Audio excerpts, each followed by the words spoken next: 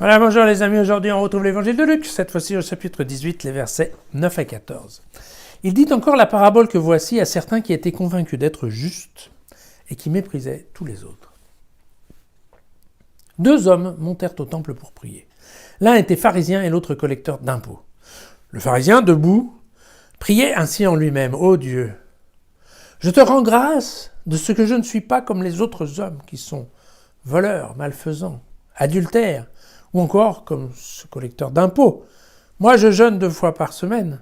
Je paie la dîme sur tout ce que je me procure. » Alors, le collecteur d'impôts, lui, il se tenait à distance, ne voulait même pas lever les yeux au ciel.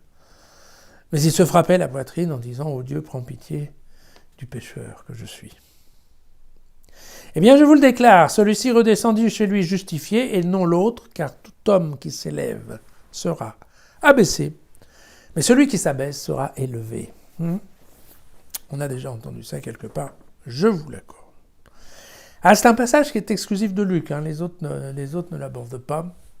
Et il faut savoir donc que Luc aime bien, une fois de temps en temps, mettre des petites paraboles qui ne sont pas vraiment des paraboles, il y a un petit peu des petites histoires qui servent non pas à donner des leçons de morale, parce que bon, c'est pas forcément le truc du docteur, mais par contre, qui permettent de montrer en exemple ce qu'il faut faire ou ne pas faire pour en fait dépasser la loi, exactement. Et donc ce que nous invite Jésus à faire en permanence. Alors, évidemment, quand on lit ce texte-là, qui est assez sympa, assez marrant, on se dit tout de suite, oui, ben voilà, c'est une leçon d'humilité. Mais c'est une leçon d'humilité, puis c'est une leçon aussi de gentillesse, parce que quelque part, voilà, il est un petit peu imbu de lui-même, ce pharisien. C'est sûr qu'il considère le pécheur comme étant la dernière des ordures.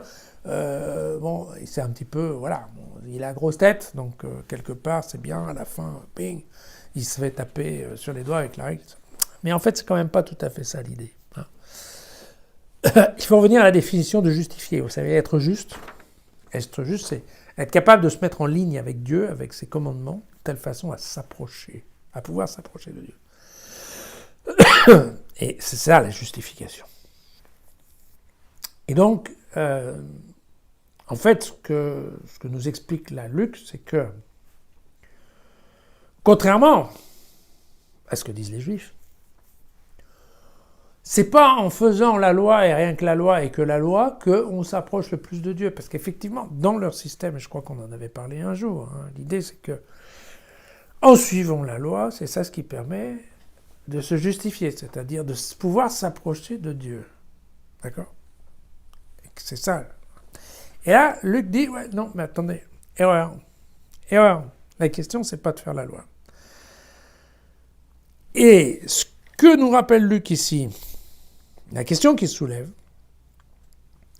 c'est qu'il ne faut pas oublier que qui décide de qui est justifié, c'est Dieu. Il n'y a pas d'automatisme là-dedans. C'est pas ah oui, bon, ok, je suis la loi, je paye ma dîme, je vais pèlerinage, je fais ceci, je fais cela, hop, automatiquement, c'est bon, je m'approche de Dieu. Non, c'est pas comme ça que ça se passe. À la fin, c'est Dieu qui choisit. Dieu choisit qui l'intéresse, en fait. Ça se trouve partout dans l'Évangile. C'est Dieu qui choisit. Et il faudrait bien faire attention justement à ne pas penser qu'il y a des automatismes et que les trucs c'est comme ça. Vous savez, dans le temps, en effet, l'Église avait créé des magnifiques tables de pénitence quand on allait confesser des péchés. C'est terrible. Monsieur le curé, j'ai mangé des bonbons alors que c'est carême. Ah, ben tu me feras... Alors on disait à l'époque 3 Ave et 2 Pater. Pour 3 Je vous salue Marie et 2 Notre Père. Et on se disait, voilà, avec cette question-là, une fois que j'ai récité mes 3 Ave et 2 Pater, je suis peinard, c'est bon, on a remis le compteur à 0 et je me retrouve bien comme il faut pour être en contact avec Dieu et être un type extraordinaire qui ensuite ira au paradis. Ce que nous dit Luc, c'est tout simplement, c'est pas ça. C'est pas ça. Celui qui décide d'être justifié, c'est Dieu. Et bien dangereux qu'il oublie. Enfin, c'est bien risqué de vouloir l'oublier. Voilà, c'est ça. C'est ça ce que je voulais dire. Voilà. Bon, évidemment que pour Luc, évidemment, ça va de soi.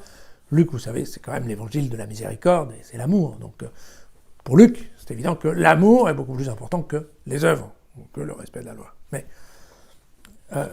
Pour les autres, c'est pareil. À la fin, c'est Dieu qui choisit.